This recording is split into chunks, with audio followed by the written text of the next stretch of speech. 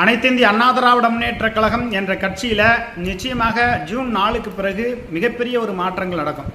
அதாவது எஸ்பி வேலுமணி அவர்களுடைய தலைமையில் 32 மாவட்ட எம்எல்ஏக்கள் வந்து தயாராக இருக்காங்க. 20க்கும் மேற்பட்ட மாவட்ட செயலர்கள் தயாராக இருக்காங்க. அப்போ ஜூன் 4க்கு பிறகு பாஜகவினுடைய அழுத்தமா அல்லது அம்மையார் சசிகலாவுடைய லிங்கா அப்படிங்கிறதெல்லாம் வேறு விஷயம்.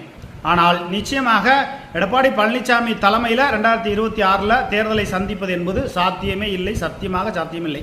நிச்சயமாக இது நடக்கும், எழுதி வைத்துக் கொள்ளுங்கள்.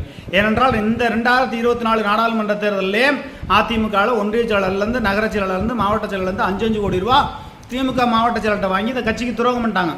அப்போ எடப்பாடி பழனிசாமியினுடைய தலைமையை விரும்பவில்லை, பயப்படலை, அஞ்சவில்லை, இராணுவ கட்டுக்காப்போடு அப்படிங்கிற ஒரு நிலைமையெல்லாம் இல்லவே இல்லை எடப்பாடி பழனிசாமி தலைமையில். ஆகையினால எடப்பாடி பழனிசாமிக்கு எதிராக என்பதை தாண்டி கட்சியை ஒருங்கிணைத்து இவர்கள் ஒரு வேலை செய்கிறாங்க. எஸ்பி வேலுமணி தலைமையில் அந்த வேலை நடக்கும். இதுதான் உண்மை. இது